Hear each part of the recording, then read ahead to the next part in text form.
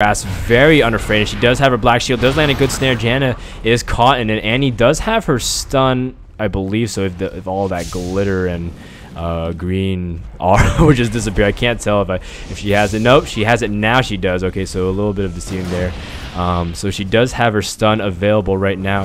And they want to protect this mid tower. The only advantage they have right now is the fact that they have been holding mid, but bottom tower is gone. Therefore, Tariq and Corki can help push mid. It looks like they will, in fact, do that.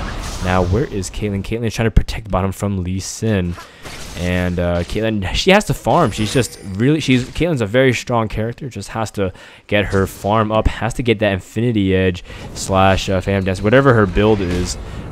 Just becomes a very strong carry, especially with that range. So needs to get going on that. She's not even hit 100 yet, and we're coming up on 17 minutes of the game as other players already on the team well over 100. So at this point, it looks like Yorick is pushing top lane. Garen is holding very decently, as Yorick just can't dive a character like Garen and can't harass him too much, especially since, again, Garen does have some pretty tanky items here. He has the Heart of Gold, does have a lot of armor, even his belt. So it looks like at this point, we do see that, again, Janna and Annie are holding mid. Udyr has, again, trying to see if he can make something happen, but getting caught here by double stuns here. Double stuns very, very strong, especially since Lee Sin, that holds in place for Lee Sin to just Resonating Strike and Q in, and then do crazy amounts of damage. Now, it looks like blue team is signaling that purple team wants to go for Dragon. They Clairvoyance, they are. And it looks like, I don't think blue team can really do anything about it. Purple is doing a fantastic job. They do have Corki here at the ramp in case anything happens. In fact, they do even see into it, and Corki landed some nice over-the-head shots. They do have Morgana to land any stuns as well, even Tariq. So the Dragon will go to purple team. Very significant. I'm not even sure if that's the first or second, because I haven't been able to see Dragon timing at all, because, again, blue has been pushed so deeply. Mid finally goes down. Corki even to see if he can dive Annie. Annie is at 300 health, has to be super cautious. Just one Q and W from Morgana can end her life. Lee Sin is leading out the front, trying to see if he can land a Q, maybe can even dive again. Lee Sin at this point has a lot of health to be able to dive, and then Iron Will out to a teammate, so has to be careful there. Now Yorick is teleporting back. Again, a little bit of a risky thing, because, again, purple is up so many towers that they can just swing top very heavily, put 3 or 4 at top, and just push it down, and all of a sudden you're back at your inner turrets. And 20 minutes into the game, so you gotta be really careful there. Instead, it looks like Corki is going to farm bottom.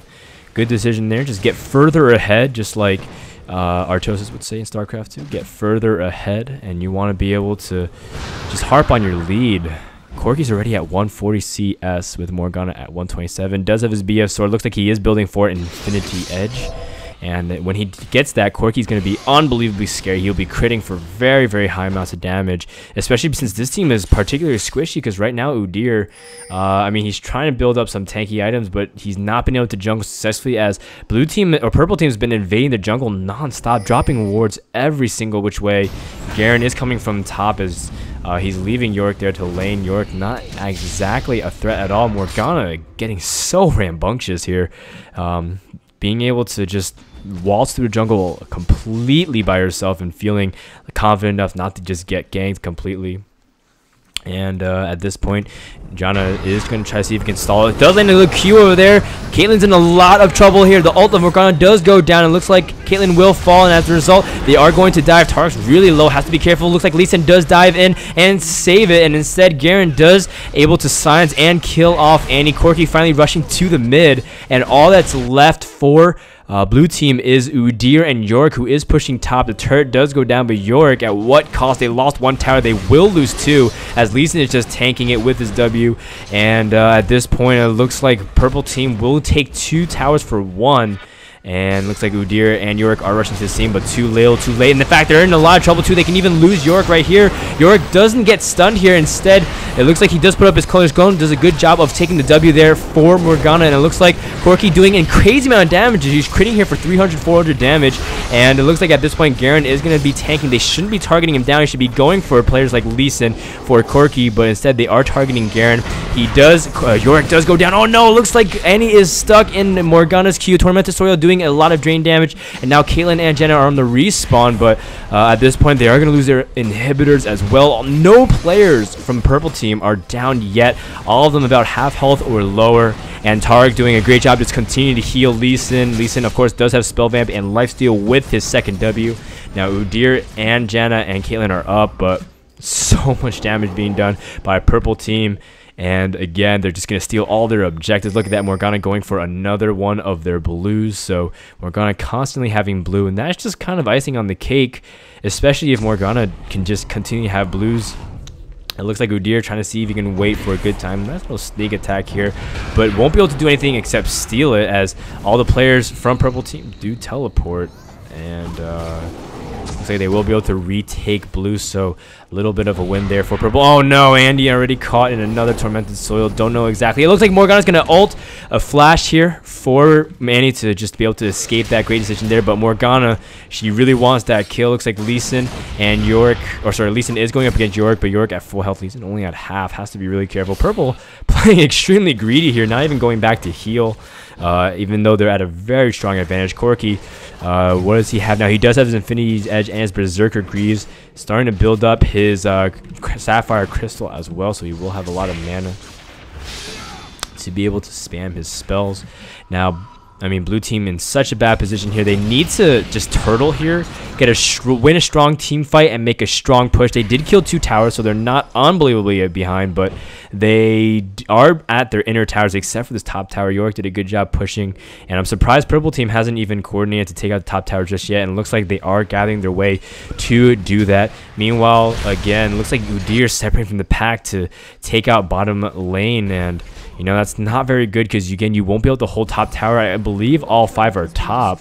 As right now, purple team making a strong push with only Janna to hold it and Yorick. That's not going to be enough to hold off this push. Garen is so tanky at this point. And, of course, Morgana, she probably has her Rod of Ages, yet she does. So she's starting to build up health as well. So these quote-unquote squishies aren't even as squishy anymore. Lee Sin is waiting to just jump in with his Q and try to ult somebody. Nice shield there by Morgana to protect Garen from getting stunned close to the turret, and now Corki's arrived to the scene. This is bad news. Where is Udyr? They need him for this 5v5 because, oh no, it looks like Lee Sin will dive in here, lands a Q on Janna. Janna, without the Janna, she can't even ult and disengage, so you know blue team's in a lot of trouble here, and he's going to go down as well to a strong stun here by Tarek, and it looks like Yorick is even going to be taken out there by Morgana. Morgana just chasing Caitlyn here. All that's left for blue team defending is the ghost of Yorick, and that will go down as well.